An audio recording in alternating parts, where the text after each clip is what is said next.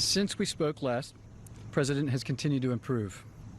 As with any illness, there are frequent ups and downs over the course, particularly when a patient is being so closely watched 24 hours a day. We review and debate every finding, compare it to existing science and literature, weighing the risks and benefits of every intervention, its timing, as well as any potential impacts a delay may have. Over the course of his illness, the President has experienced 2 episodes of transient drops in his oxygen saturation. We debated the reasons for this and whether we'd even intervene. It was a determination of the team, based predominantly on the timeline from the initial diagnosis, that we initiate dexamethasone. I'd like to take this opportunity now, given some speculation over the course of the illness, the last couple of days, update you on the course of his own illness. Thursday night into Friday morning when I left the bedside, the President was doing well, with only mild symptoms, and his oxygen was in the high 90s. Late Friday morning when I returned to the bedside, the President had a high fever, and his oxygen saturation was transiently dipping below 94%. Given these 2 developments, I was concerned for possible rapid progression of the illness. I recommended the President we try some supplemental oxygen, see how he'd respond. He was fairly adamant that he didn't need it. He was not short of breath. He was tired, had the fever, and that was about it. And after about a minute, on only 2 liters, his saturation levels were back over 95%. Stayed on that for about an hour, maybe, and it was off and gone. Later that day, by the time the team here was at the bedside, the President had been up out of bed, moving about the residence with only mild symptoms. Despite this, everyone agreed the best course of action was to move to Walter Reed for a more thorough evaluation and monitoring. Now I'd like to invite up Dr. Dooley to discuss the current plan. Thank you, Dr. Conley. Before I begin a brief clinical update on the President's condition, I do want to reiterate my comments from yesterday regarding how proud I am to be a part of this multidisciplinary, multi-institutional team of clinical professionals behind me, and what an honor it is to care for the President here at Walter Reed National Military Medical Center.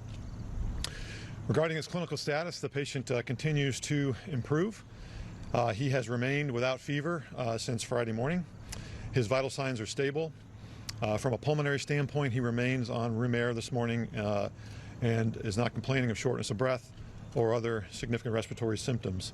He's ambulating himself, walking around the White House Medical Unit without limitation or disability. Our continued monitoring of his cardiac, liver, and kidney function demonstrates continued normal findings or improving findings. And I'll now turn it over to Dr. Garibaldi from Johns Hopkins to talk about our therapeutics and, again, our plan for the day.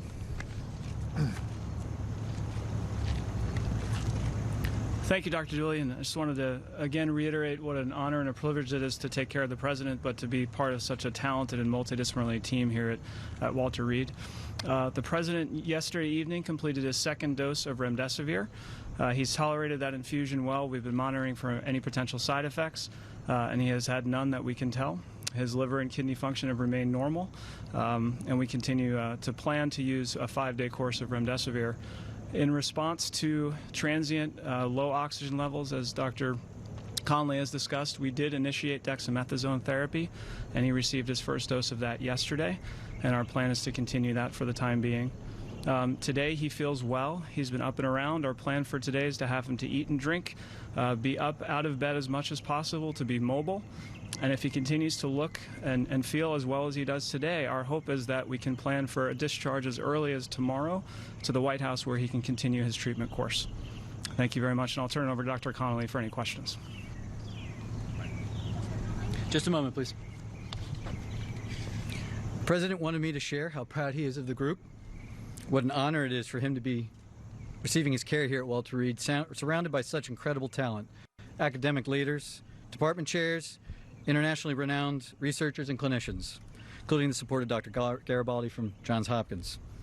I'd like to reiterate how pleased we all are with the President's recovery And with that, I'll take your question.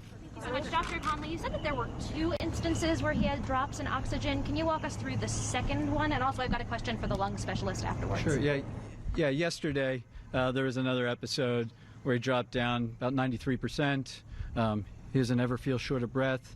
We watched it, and it returned back up. As I said, we evaluate all of these, and given the timeline where he is in the course of illness, we are trying to maximize everything that we could do for him, and we debated whether we'd even start it, the dexamethasone, and we decided that in this case, the potential benefits early on the course probably outweighed any risks at this time. Did you give him a second round of supplemental oxygen yesterday? I'd have to check with the nursing staff. I don't think that if he did, it was very, very limited.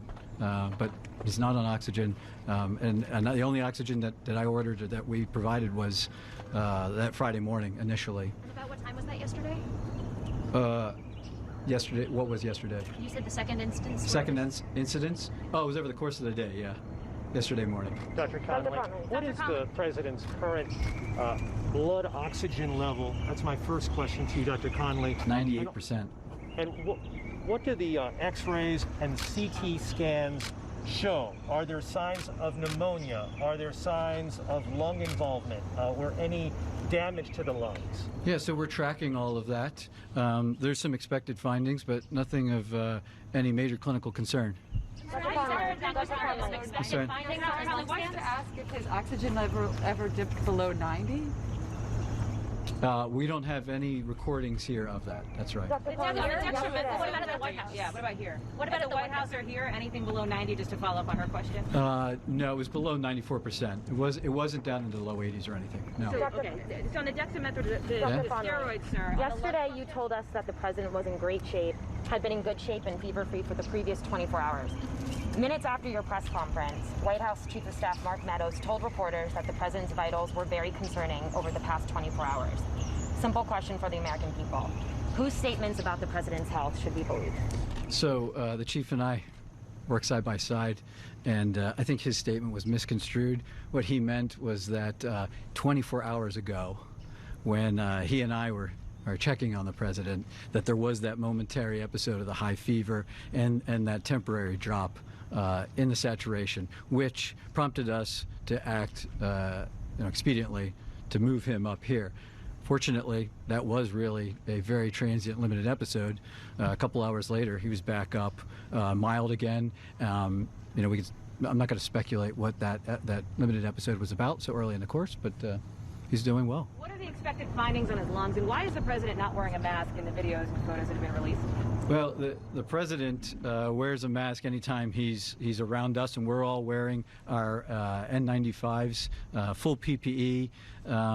He's the patient, and when we can, when he'll move out into to public, we move him out and around other people that aren't in full PPE. I assure you, he'll as long as he's still under my care, we'll talk about him wearing a mask. In a negative pressure room? And the room is negative pressure. I'm not going to get into the specifics of his care. Dr. Conley, what time We still haven't clarified, Dr. Conley. I'm sorry? The lung function question. Can you talk about that and what you expect? I would just share that, like every patient, we perform lung spirometry on him, and he's maxing it out. We told him, see what you can do, and it's over 2,500 milliliters each time. He's doing great. Yeah. Are your scans showing any irregularities in his lungs? Are there any obesities? Are there anything? To disclose that the president had been administered oxygen? It's a good question. Thank you. I was trying to reflect the upbeat attitude that the team, the president, that his course of illness has had.